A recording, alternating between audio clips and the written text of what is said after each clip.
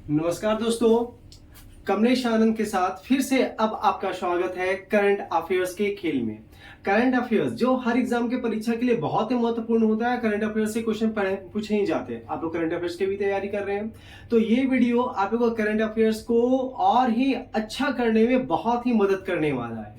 पिछले कुछ वीडियो मैंने करंट अफेयर्स का डेटा दिया है, करंट अफेयर्स का वीडियो बनाया है। अगर आप लोग वो वीडियो नहीं देखे हैं तो नीचे लिंक में उससे भी वीडियो का, नीचे डिस्क्रिप्शन में उससे भी वीडियो का लिंक दिया जा रहा है। कृपया करके आप नीचे डिस्क्रिप्शन में दिए गए लिंक से उस वीडियो को जरूर देखें।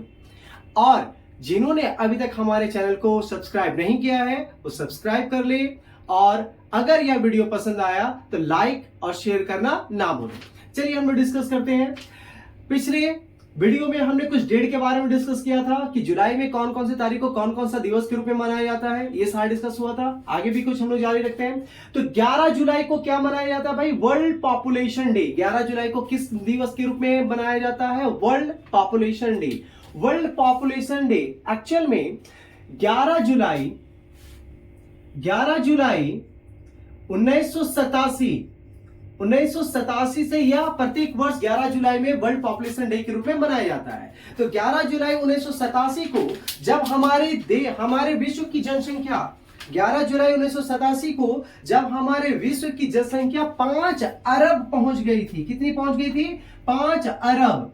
5 अरब हमारे विश्व की जनसंख्या पहुंच गई थी। तब इन्होंने पूरे विश्व को अपने पास मतलब कि अपना ध्यान केंद्रित किया कि भाई अब पूरे विश्व की जनसंख्या 5 अरब पहुंच गई। ये एक चिंता का विषय है, जनसंख्या बढ़ते जा रहा है। तो इसी के कारण 11 जुलाई को प्रत्येक वर्ष 11 जुलाई 1987 से प्रत्येक वर्ष 11 जुलाई को वर्ल्ड पॉपुलेशन डे के रूप में मनाया जाता है।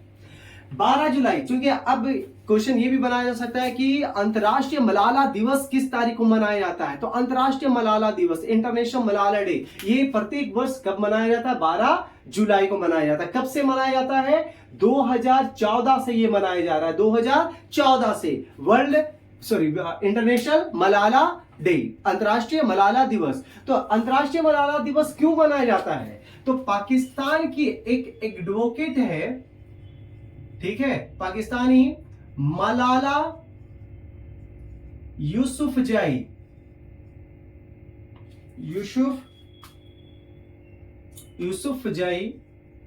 ठीक है, जिन्होंने पाकिस्तान की महिलाओं के लिए शिक्षा के लिए उत्कृष्ट कार्य किया था। तो पाकिस्तान के महिलाओं के जो शिक्षा में, पाकिस्तानी महिलाएं जो है वो बैक स्टेप में जाती थी। उनको शिक्षा में शिक्षा नहीं दिया जाता था, बहुत सारी समस्याएं होती थी। तो ये शिक्षा के लिए कार्य करती थी, पाकिस्तानी महिलाओं को शिक्षा प्रदान करने के लिए। तो इसी के कारण क्या किया गया था कि आतंकवादी द्वारा इनको गोली मार दी गई थी। ठीक है, तो आतंकवादी द्वारा गोली तो मार दी गई थी लेकिन ये बच गए थे। तो इनके इसी उत्कृष्ट कार्य को देखते हुए सन 2014 से 12 जुलाई को ये इंटरनेशनल मलाला दिवस मनाया जाता है। साथ ही साथ इनको नोबेल प्राइज से भी सम्मानित किया गया है। तो मलाला यूसुफजई को नोबेल प्राइज कब दिया गया था? तो ये भी सवाल पूछा जा सकता है। तो मलाला यूसुफजई को नोबेल प्राइज जो दिया गया था वो दिया गया था 17 वर्ष की उम्र में इनको नोबेल दिया गया। तो 2014 में कब दिया गया था भाई? 2014 में। तो 17 वर्ष की उम्र में 2014 में इनको नोबेल प्राइज से सम्मानित किया गया। जो ये भी कहा जा सकता है कि विश्व में सबसे कम उम्र में नोबेल प्राइज करने वाली ये महिला है। ठीक है, सबसे कम उम्र में नोबेल प्राइज को पाने वाले व्यक्ति कौन है? तो मलाला यूसुफजई, जिनके उपलक्ष्य में, जिनका एक शिक्षा के क्षेत्र में कार्य करने के कारण, पाकिस्तानी महिलाओं को जो शिक्षा नहीं दिया जाता था उसके कारण, कार्य करने के कारण इनका हर वर्ष 12 जुलाई को सन 2013 से, ठीक है, 12 जुलाई 2013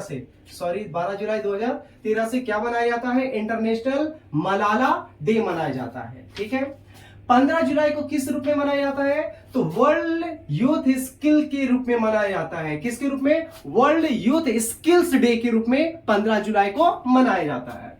17 जुलाई को क्या है भाई, तो 17 जुलाई को world international day of justice के रूप में मनाया जाता है। तो इंटरनेशनल डे ऑफ जस्टिस, ठीक है, world international day of justice किस तारीख को मनाया जाता है, 17 जुलाई। तो ये आपसे सवाल पूछा जा सकता है कि भाई world international day of justice किस तारीख को मनाया जाता है, तो ये कब मनाया जाता है, 17 जुलाई। तो 17 जुलाई को क्यों मनाया जाता है भाई, तो ये जो world international day of justice जो है एक्चुअली में ये 1988 से शुरू किया गया है। कब से शुरू किया गया है, 1988 से ये शुरू किया गया है ये। और ये क्यों किया गया है, तो 1988 में रोम संधि को अपनाया गया था। रोम संधि को अपनाया गया था, ठीक है, जिसके कारण इंटरनेशनल क्रिमिनल कोड का भी आईसीसी इंटरनेशनल क्रिमिनल कोड को भी बनाया गया था, जिसका हेड क्वार्टर कहां है भाई, हेज में, ठीक है, जिसका हेड क्वार्टर कहां है, हेज में है। तो 1988 में जब रोम संधि को अपनाया गया, जिसके उपलक्ष्य में आईसीसी इंटरनेशनल क्रिमिनल कोड को भी बनाया गया था, इसी के कारण ये 17 जुलाई 1988 से प्रत्येक वर्ष world international day of justice के रूप में मनाया जाता है। तो world international day of justice कब मनाया जाता है, 17 जुलाई को, ठीक है। ये हमारा कुछ डेट हो गया। अब आगे बढ़ते हैं। लाडला भाई योजना कहां पे शुरू किया गया है, तो भाई लाडला भाई योजना शुरू किया गया है महाराष्ट्र में। कहां शुरू किया गया है, महाराष्ट्र में ये शुरू किया गया है। किसके द्वारा शुरू किया गया है, तो यहां के सीएम के द्वारा, एकनाथ शिंदे। यहां के सीएम कौन है, एकनाथ शिंदे।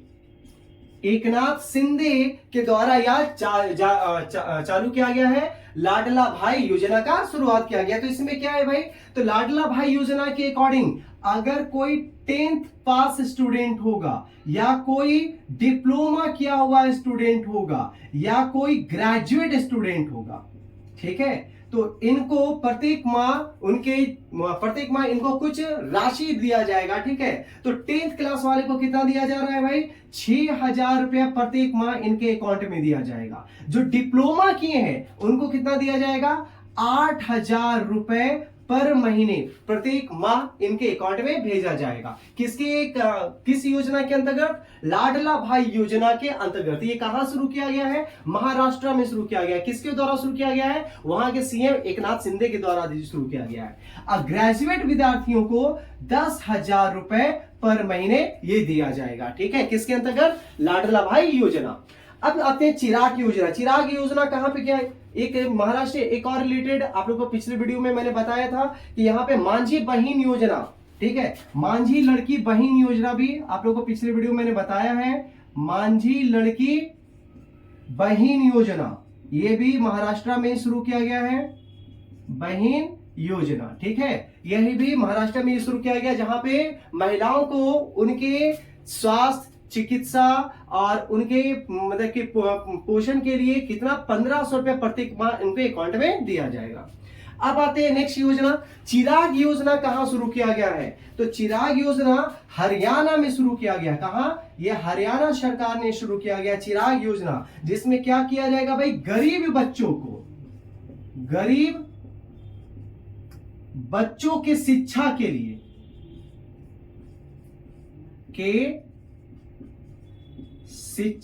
लिए यह योजना चलाया जा रहा है, ठीक है। गरीब बच्चों के शिक्षा के लिए क्या योजना चलाया जा रहा है, चिराग योजना। तो चिराग योजना कहां शुरू किया जा रहा है, हरियाणा में चिराग योजना शुरू किया गया है। नेक्स्ट आते हैं अस्मिता योजना। अस्मिता योजना किस राज्य से संबंधित है, तो अस्मिता योजना जो है भाई ये कोई राज्य से संबंधित नहीं है, इसे चालू किया है किसने, यूजीसी, ठीक है, और शिक्षा मंत्रालय द्वारा।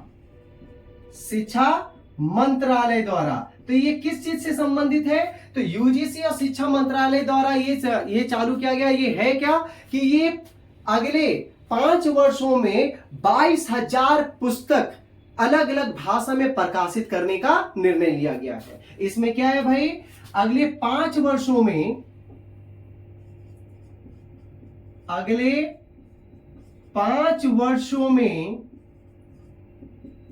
22,000 पुस्तक अलग अलग भाषा में अलग भाषा में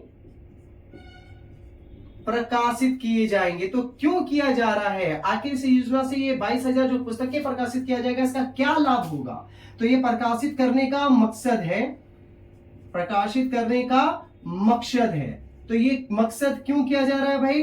तो ये है कि भारत में बहुत सारे भाषाएं बोली जाती है। हर 1 किलोमीटर, 5 किलोमीटर, 10 किलोमीटर, 20 किलोमीटर या 100 किलोमीटर दूरी तय कीजिएगा तो आपको अलग अलग भाषा दिखाई देगा। तो इस भाषाओं में एकरूपता लाने के लिए अस्मिता योजना का शुरू किया गया है। ठीक है, तो अस्मिता योजना किसके द्वारा किया जा रहा है? यूजीसी और शिक्षा मंत्रालय के द्वारा। क्या है इसमें कि अलग अलग भाषा में 22,000 पुस्तक अगले 5 वर्षों में प्रकाशित करने का मकसद रखा गया। ठीक है, तो ये हमारा क्या है?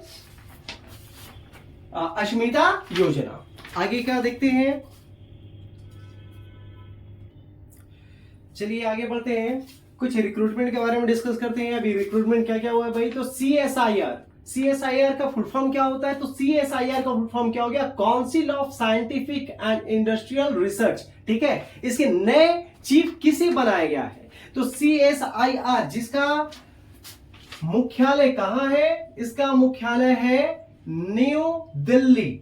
ठीक है, तो इसका नया चीफ किसे बनाया गया है? तो सीएसआईआर के नए चीफ है नालाथम्बी कलाईसेल्वी। ठीक है, कौन है भाई? नालाथम्बी कलाईसेल्वी, ये है सीएसआईआर के नए चीफ। ठीक है, तो ये जो नालाथम्बी कलाईसेल्वी पहले भी ये डीजी थे, डायरेक्टर ऑफ जनरल, ये पहले भी थे। ये भी क्या, पहले भी क्या थे? डायरेक्टर ऑफ जनरल थे।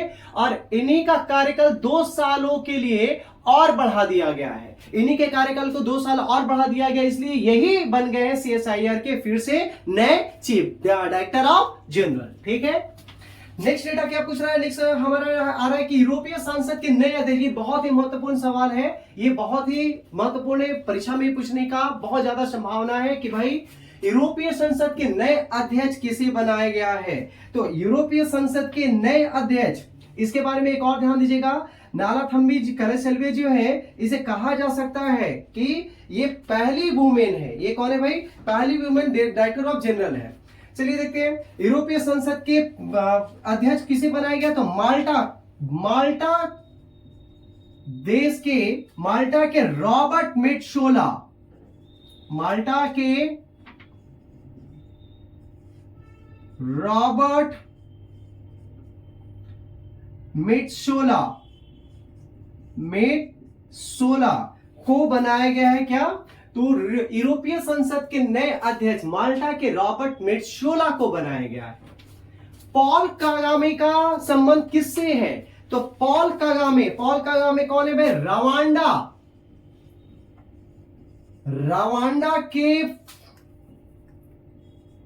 रवांडा के प्रेसिडेंट का पद इन्होंने जीता है। रवांडा के प्रेसिडेंट का पद इन्होंने जीता है। किन्होंने जीता है? Paul Kagame. तो इनका संबंध किससे है?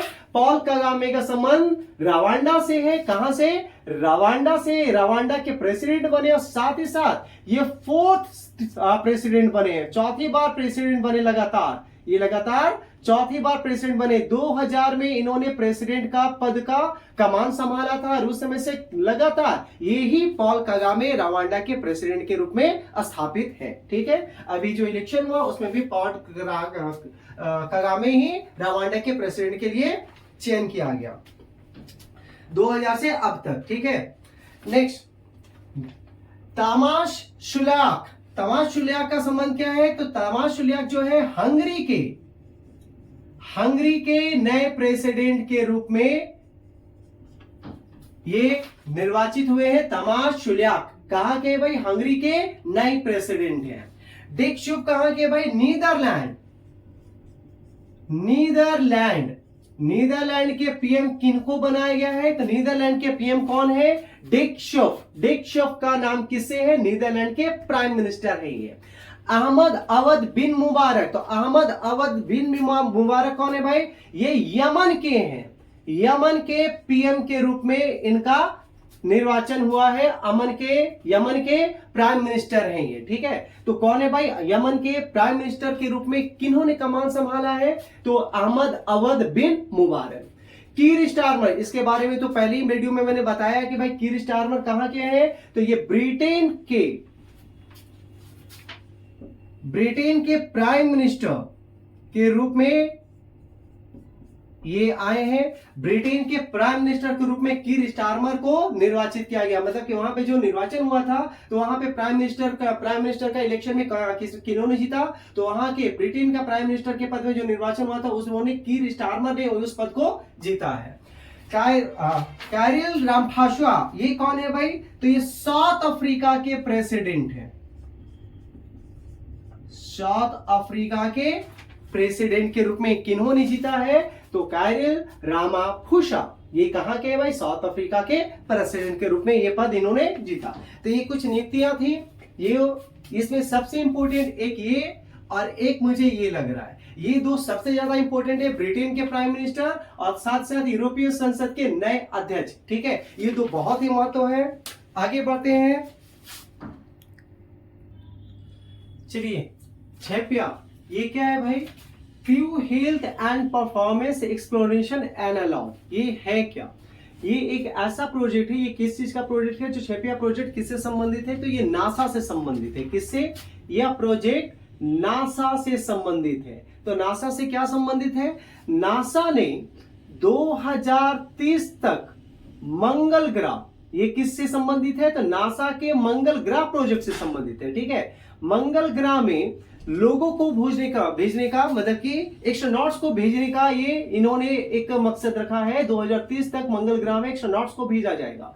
तो एस्ट्रोनॉट्स को अगर भेजा जाएगा तो मंगल ग्रह का वातावरण कैसा रहेगा, वहां पे वो लोग कैसे सरवाइव कर पाएंगे, तो इसी के लिए इन्होंने एक प्रोजेक्ट का शुरू किया है। उस प्रोजेक्ट के थ्रू ये क्या करेंगे कि एक मतलब कि पृथ्वी में ही एक मंगल ग्रह के अनुकूल वातावरण बनाया जाएगा, ठीक है। वातावरण बनाया जाएगा और उस वातावरण में प्रशिक्षण दिया जाएगा, ट्रेनिंग दिया जाएगा एस्ट्रोनॉट्स को कि उस वातावरण में वो किस प्रकार से सरवाइव करेंगे, किस तरह से रहेंगे।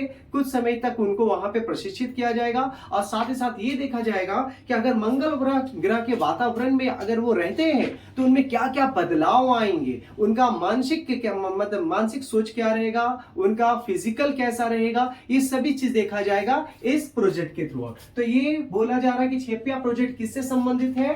तो ये नासा के मंगल ग्रह के प्रोजेक्ट से संबंधित है, ठीक है। मंगल ग्रह में ध्यान दीजिएगा, मंगल ग्रह में बर्फ की खोज की गई है। मंगल ग्रह में, चूंकि मंगल ग्रह का बात किया जा रहा है, तो यहाँ पे बर्फ की खोज किसने की है?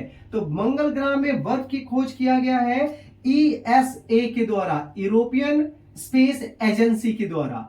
ESA के द्वारा खोज किसके द्वारा? ESA के द्वारा। तो ESA क्या है भाई?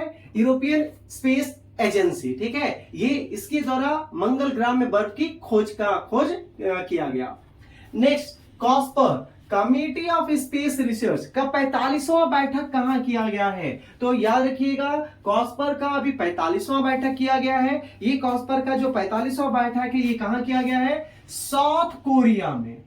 साउथ कोरिया में इसका बैठक किया गया। 45वां बैठक कहां किया गया है? साउथ कोरिया में। और इसका 46वां बैठक जो होगा वो होगा इटली में, ठीक है। आगामी जो इसकी बैठक होगी 46वां बैठक, ये कहां किया जाएगा? इटली में इसका 46वां बैठक किया जाएगा। फिलिस्तीन शरणार्थी, क्योंकि अभी इजराइल और फिलिस्तीन में जो युद्ध चल रहा है, इजराइल के द्वारा लगातार बमबारी किया जा रहा है, फिलिस्तीन के द्वारा किया जा रहा है, तो वहां पे फिलिस्तीन के जो शरणार्थी हैं, इसके लिए बहुत सारे देश ने क्या किया, उनको कुछ प्रोत्साहन के लिए, मतलब कि उनके फेवर में आगे बढ़े, जिसके कारण भारत भी इसके फेवर में आगे बढ़ा है। भारत ने शरणार्थी फिलिस्तीनियों को $5 अरब देने का घोषणा किया है। कितना? $5 अरब, उनके चिकित्सा के लिए, उनके शिक्षा के लिए, उनके जीविका के लिए $5 अरब देने का घोषणा किया, जिसमें $2.5 अरब की राशि दे दी गई है। 2.5 अरब की डॉलर की राशि दे दी गई है, लेकिन 2.5 अरब डॉलर की राशि और दी जाएगी। तो ये किसके द्वारा भाई? फिलिस्तीन शरणार्थियों को भारत के द्वारा या दिया गया है, ठीक है। तो चूंकि फिलिस्तीन का बात किया जाए तो फिलिस्तीन के प्रेसिडेंट कौन है? तो फिलिस्तीन के प्रेसिडेंट है महमूद अब्बास। महमूद अब्बास, महमूद अब्बास फिलिस्तीन के प्रेसिडेंट हैं। और यहां के प्राइम मिनिस्टर कौन है? तो फिलिस्तीन के प्राइम मिनिस्टर मोहम्मद मुस्तफा। मोहम्मद मुस्तफा यहां के फिलिस्तीन के प्राइम मिनिस्टर है। तो फिलिस्तीन के शरणार्थियों के लिए 5 अरब डॉलर रुपए देने की घोषणा किस देश ने की है? भारत ने। या भारत ने किस देश के शरणार्थियों के लिए 5 अरब डॉलर रुपए देने की घोषणा की? तो फिलिस्तीन के शरणार्थियों के लिए 2.5 अरब डॉलर रुपए दे दिया गया है। 2.5 अरब डॉलर और देने की और भेजा जाएगा। Prime minister college of excellence का उद्घाटन कहां किया गया है? तो पीएम कॉलेज ऑफ एक्सीलेंस का उद्घाटन अमित शाह के द्वारा किया गया है। किनके द्वारा? अमित शाह के द्वारा यह उद्घाटन किया गया है। तो अमित शाह के द्वारा ये जो उद्घाटन किया गया है यह एमपी के मध्य प्रदेश के, मध्य प्रदेश, ठीक है, एमपी के 55 जिलों में, 55 जिलों में यह उद्घाटन किया गया है। किनके द्वारा किया गया है? 55 जिलों में यह उद्घाटन किया गया है, ठीक है। अमित शाह के द्वारा पीएम कॉलेज ऑफ एक्सीलेंस का उद्घाटन कहां किया गया? अमित शाह के द्वारा मध्य प्रदेश के 55 जिलों में। एब्रा, एब्रा क्या है? एब्रा एक नाम बड़ा ही सुना जा रहा है। एब्रा क्या है? तो एब्रा क्या है? एक 3D प्रिंटेड एब्रा है ये, ठीक है। एक्चुअल में ये एक नाव है, ठीक है, जिसे 3D प्रिंटेड ये नाव है, जिसे क्या कहा जाता है कि भाई इसको एब्रा का नाम कहां दिया जाता है? यूएई में दिया जाता है। एब्रा नाम कहां जाता है? यूएई में, ठीक है। तो ये 3D प्रिंटेड एब्रा, ठीक है, 3D प्रिंटेड एब्रा का परीक्षण किया गया है। का परीक्षण, इसलिए अभी यह सुर्खियों में है। 3D एब्रा का परीक्षण का अभियान कहां शुरू किया गया है? अभियान का शुरुआत कहां किया गया है? तो भाई ये कहां किया गया? यूएई में, ठीक है। तो 3D प्रिंटेड एब्रा का परीक्षण के अभियान का शुरुआत कहां किया गया? यूएई में। तो 3D प्रिंटेड एब्रा क्या? ये एक नाव होता है, ठीक है। तो ये 3D प्रिंटेड एब्रा मतलब एक नाव है। आगे बढ़ते हैं, चलिए कुछ स्पोर्ट्स के बारे में अब जानकारी हम लोग लेते हैं। अभी कोपा अमेरिकन खिताब किसने जीता है? तो याद रखिएगा, कोपा अमेरिकन खिताब ये रिकॉर्ड 16वीं बार यह खिताब जीतने वाला देश बना है अर्जेंटीना। किसने जीता? यह अर्जेंटीना ने यह खिताब रिकॉर्ड 16वीं बार जीता है। तो किसको हरा के जीता है भाई? कोलंबिया को हराकर। कोलंबिया को हराकर। तो कोप अमेरिकन खिताब किसने जीता? अर्जेंटीना ने जीता है। किसको हराकर? कोलंबिया को हराकर रिकॉर्ड 16वीं बार यह अर्जेंटीना ने कोप अमेरिकन खिताब जीता है, ठीक है। आगे बढ़ते हैं। विंबलडन जो टेनिस से संबंधित स्पोर्ट होता है, ठीक है, किससे संबंधित है? टेनिस, लॉन टेनिस से संबंधित है। तो विंबलडन वुमेन्स सिंगल्स किसने जीता? और विंबलडन मेन सिंगल्स 2024 का खिताब किसने जीता है? तो वुमेन्स सिंगल्स का खिताब बारबोरा, मतलब ये कहां के भाई? चेक रिपब्लिक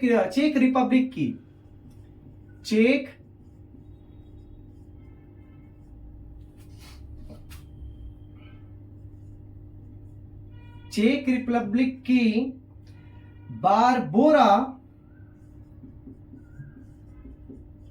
बारबोरा ने यह खिताब जीता है। तो किसको हरा के जीता है भाई? जैस्मिन पाओलिनी को हराकर। किसको हराकर?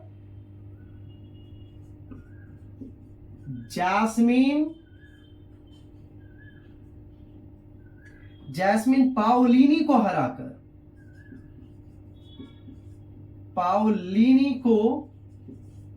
हराकर, ठीक है। तो विंबलडन वुमेन्स सिंगल्स का खिताब किसने जीता? तो चेक गणराज्य की बारबोरा ने जीता है। किसने जीता है? बारबोरा ने जीता है। बारबोरा केजी कोवा, बारबोरा केजी कोवा, केजी कोवा, बारबोरा केजी कोवा। ठीक है, तो विंबलडन वुमेन्स सिंगल 2024 का खिताब चेक रिपब्लिक की बारबोरा केजी कोवा ने जैस्मिन पाओलिनी को हराकर जीता। और साथ ही साथ विंबलडन मेन सिंगल्स का प्राइज किसने जीता है? तो मेन सिंगल्स का प्राइज जीता है स्पेन के कार्लोस अल्काराज ने। किसने जीता है? स्पेन के कार्लोस अल्काराज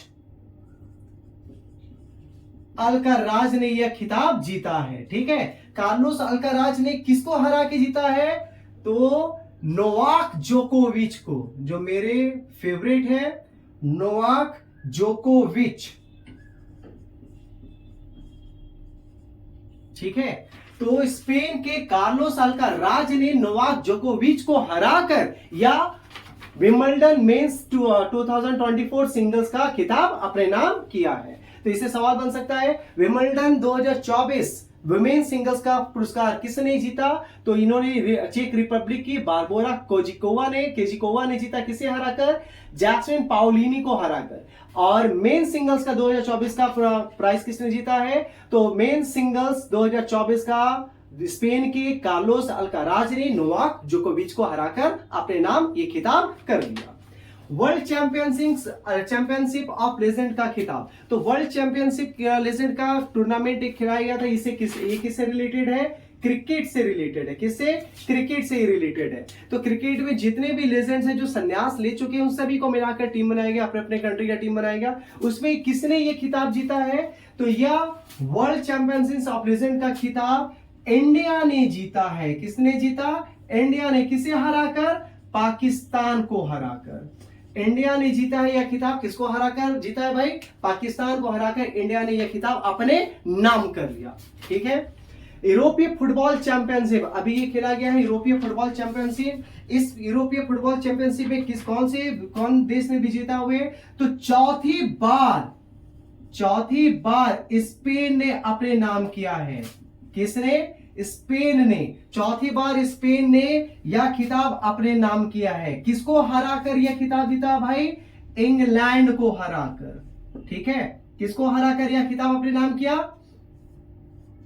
इंग्लैंड को हराकर यह खिताब अपने नाम किया है। तो यूरोपीय फुटबॉल चैंपियनशिप चौथी बार स्पेन ने जीता है, इंग्लैंड को हराकर जीता है। तो ये सवाल बनाया जा सकता है कि यूरोपीय फुटबॉल चैंपियनशिप, ठीक है, 2024 का खिताब कौन से देश ने जीता? तो इस खिताब को स्पेन ने अपने नाम कर लिया। किसे हराकर? इंग्लैंड को हराकर। ठीक है, और स्पेन चौथी बार इस खिताब को अपने नाम करने वाला देश बना है। तो ये आज 18 जुलाई 2024 का अपडेट के बेसिस पे ये सारा आज का आप लोगों को करंट अफेयर्स दिया गया था। इसी प्रकार से आगे भी हम अपडेटेड रहेंगे। जो भी करंट हमारा चलता रहेगा उसे हम वीडियो के थ्रू आप लोगों के सामने रिप्रेजेंट करते रहेंगे। आप लोग बस बने रहिए कमलेश सर के साथ करंट अफेयर्स में। और अगर ये वीडियो पसंद आया है तो लाइक जरूर करें, शेयर जरूर करें। तब तक अगले वीडियो में फिर से मिलते हैं कुछ और नए करंट अपडेट के साथ। तब तक जय हिंद, जय भारत।